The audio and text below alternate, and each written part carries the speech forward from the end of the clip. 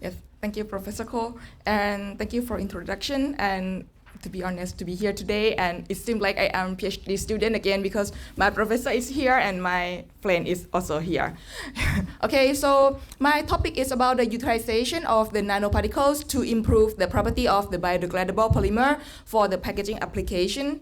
And the outline for today just give you an overview for the market share and the challenge of the biodegradable polymer for the packaging and the property of the PBAT and polymer blend. So it means that today I will focus on the PBAT and its polymer blend. And then let's see what kind of the nanoparticle that can improve the property of this kind of the polymer blend. Okay, we start with the market share for this one. So we can see that from the 2022 or last year, the trend of the biodegradable packaging market increased year by year, and it can increase like about, it can increase to about 800 US dollar in 2032, and Asia Pacific occupied the largest area for the market share of this one, followed with the Europe. So it means that Asia Pacific is the main market for the biodegradable packaging. And the key market driver for this one is about, the first one is about the environmental concern that the consumer doesn't want to buy the non-biodegradable packaging anymore. And the result that drive for this thing is about the pollution and the global warming from the food delivery. So after the pandemic, so the increase of the food delivery increased every country, especially in Thailand and Southeast Asia. And I also think that in Korea too. So the food delivery, takeout, and food on the move, they require a single-use packaging. That is the reason why we need more the biodegradable packaging. Okay. By the end, so if we classify the types of the packaging that use the biodegradable packaging, so we can classify it with 4 sections. The first section is about the food and beverages that occupy the largest market area for this one, followed with the healthcare and personal care. So this is an example of the food and beverages packaging. This one is a PLA tray, and followed with the PHA that may be used for the cosmetic packaging, and this is the PLA that used for the healthcare product. So from this one, the main thing is about the food and beverage, but you know that the margin for the food and beverage lower than the cosmetic and the pharmaceutical product. That is the reason that if we want to use it with the larger volume, we need to decrease the price of the biodegradable polymer. So most of the industry, they face with the affordable problem for the biodegradable polymer. So this one, I try to classify the types of the packaging that we use. So normally we classify it as a rigid and a flexible. For the rigid polymer, so we use a PLA, PHA, PBS, and paperboard. For the flexible, we use a PLA, PBAT, PHA, and starch blend. The problem of the PLA is about the brittleness and about the sound that not quite good for the consumer when we use it. If we use it as a flexible, so PLA provide a noisy sound, something like that. So for the rigid, the paperboard is one thing that quite become popular nowadays because of the cellulose-based materials. And for the flexible, I would say that PBAT is one of the main key player for now in the market. So in this study, we try to focus on the PBAT. And then we scope the target of the application because we want to use it as a flexible packaging. So we think about some packaging that has an active function. So for the active function, we need the direct contact on the perishable food. So we think to some kind of the product that has to touch with the packaging, so we can release the active function to the product directly. So this is a kind of the product that we target for this application. And this is the reason why we select the PBAT. So this is the market trend that we use, that we see from the PBAT. So Asia Pacific is expected to be the fastest growing market for the PBAT because of the available of the low cost of the raw material and labor. And the thing is the PBAT has a good property similar with the LDPE. So we can replace the LDPE with the PBAT for the flexible film, cling film, shrink film, or disposable cutlery. But the thing is, PBAT has a really high, expensive price. So if we want to use it, we have to lower the price.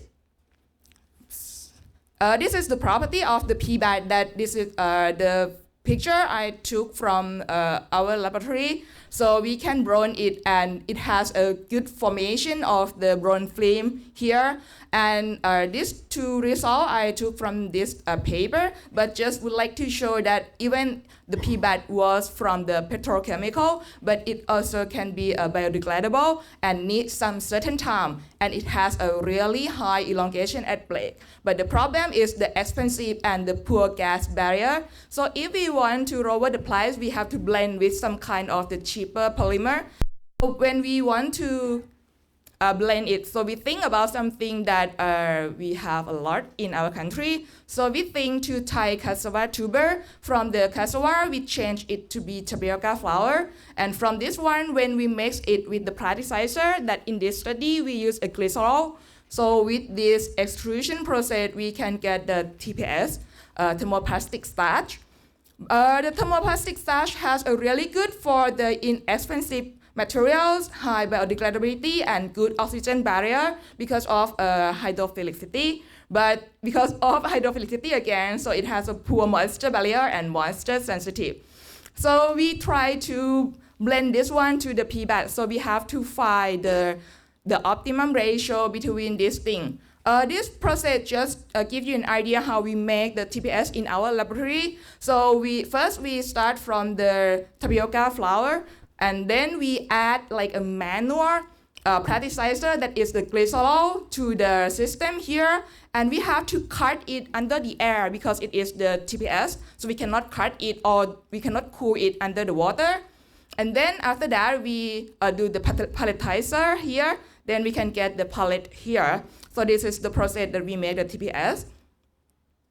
And this is the ratio that we try to find the optimum point for the blending of the PBAT and TPS. So this is the PBAT TPS PBAT 100%. So you can see that the first time the color is quite clear, and then after it becomes solidity, so the color becomes a little bit white and opaque.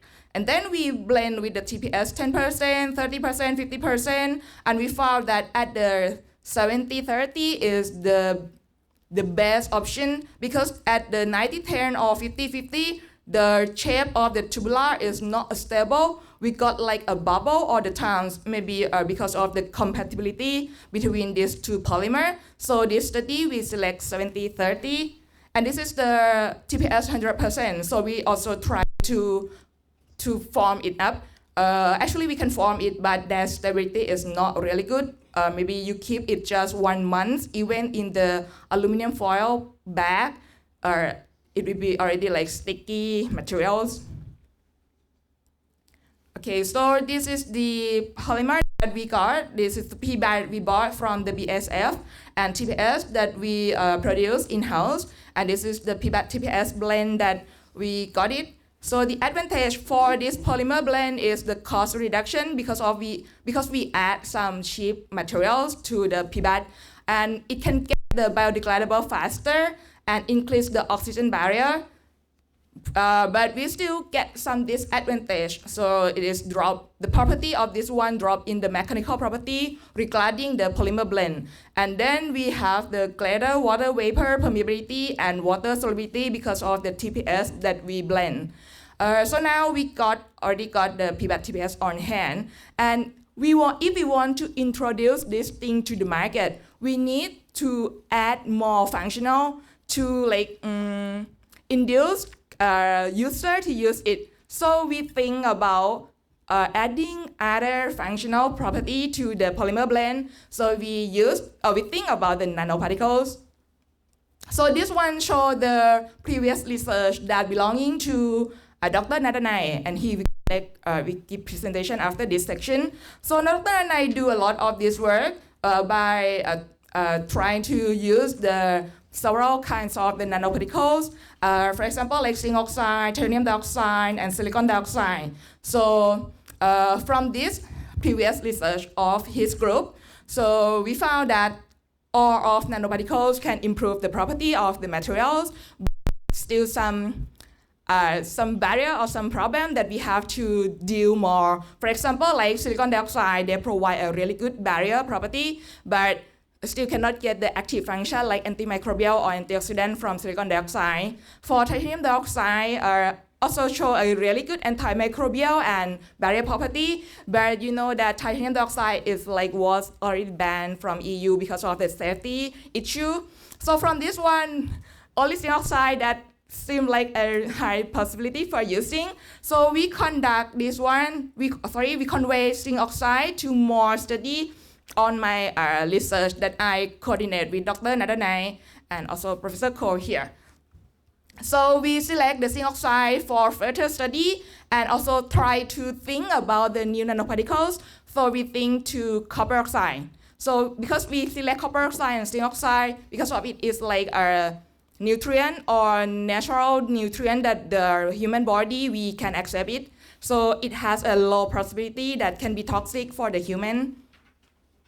Okay, this is the film that we got from the project. So we produced the zinc oxide master batch here and copper master batch here, and then we blend with the TPS and PBAT, and then we got a different color of the film. For the zinc oxide, we got the opaque white, and for the copper oxide, we got the opaque brown color. So the zinc oxide nanoparticles that we select, the range of the particle size is about 40 nanometer, and for the copper oxide, the particle size is about 20 to 40 nanometer. And the result that we got from the polymer, the bio-nanocomposite polymer, is because we add sorrow to the polymer, so the melt flow index was pretty high. So it means that when we form only the TPS, it's quite difficult to form the bubble for the extrusion bro. Okay. So after we blend the TPS to the PBAT, actually the melt flow index is not changed much because the ratio is just 70-30%. But theoretical, so we got some ball bearing effect. Melt flow index by nanocomposite polymer become increased. So this melt flow index that increase, actually they affect a little bit for the processing that when we form the film. So we need to control the speed of the screw and the speed of the film. Also same of the copper oxide that we got the same trend after we blend polymer and after we add the copper oxide to the polymer blend, so the melt flow index increased. This is the surface morphology that we got from the polymer blend and the nanocomposite film. And we can see that just the PBAT film, it is like a clean surface and just a dot of the polymer here that maybe unmelt. And then after we add the TPS to the polymer, after we add TPS to the PBAT, you can see the oval grain of the starch granule here. So the oval is from the shear force of the extrusion and the dye after we blown it. But the shape of the grain or the starch granule changed to the spherical because of the zinc oxide and copper oxide that we add to the polymer blend. So this one is the evidence for the ball bearing effect that we got. And then from the EDS, we see that we can get the zinc oxide and copper oxide on the film, but it's really difficult to see the particles of the zinc oxide or copper oxide in this kind of the matrix. So actually we cannot detect it by the visual, but we need to use EDS to check on this one. So we thought that the nanoparticles just stay on or inside the matrix of the TPS, because when we prepare the master batch, we add or blend the nanoparticle to the TPS matrix. For the mechanical property, it shows the same trend. For example, like a tensile strength, when we add some TPS to the PBAT, the tensile strength was dropped. That is the problem of the TPS when we blend with the polymer. And after we add some kind of the nanoparticles, we can recover the strength of the polymer blend back to the, actually not same with the pristine PBAT, but it looked better. In the same trend with the copper oxide, that the PBAT TPS was dropped from the PBAT, and the copper oxide can increase this kind of the tensile strength. For the water vapor permeability, so because of the TPS is the hydrophilicity, so when we blend TPS with the PBAT, we get the higher. I'm sorry, we cannot directly compare this one because of the unit is different between hour and day, but it has the same trend. So when we add TPS, it increases for both of situation, and then the nanoparticles can help to reduce this one to recover at the good point, in my opinion. And for the copper oxide, actually just 0.5% that may be enough for this one because we get the similar result for the 0.5 to 2%. The oxygen permeability, actually, the best thing that can improve the oxygen permeability is the TPS itself, because oxygen gas is the hydrophobic and the TPS is the hydrophilic. So actually for TPS itself just enough for the oxygen permeability if you prefer the oxygen barrier. But when we increase the, when we add some nanoparticles for the zinc oxide, it has a trend that can be increased. And for the copper oxide, it also can be increased, but after that, it can decrease. So this one, actually, we thought that it is also about the polarity of the nanoparticles and the void that happen in the matrix of the polymer. For the UV light blocking, again, similar with the TPS, blend with the PBAT. Actually, TPS itself, just TPS, can do really well for the UV light blocking because of the opacity of the TPS itself. But when we add some nanoparticles, we can reduce it to the 0% of the light transmission. And the last one, of course, we want to increase or impart some active function. So we add the antimicrobial, we check the antimicrobial performance, and we found that both of them, zinc oxide and copper oxide, can show quite high antimicrobial performance for this film.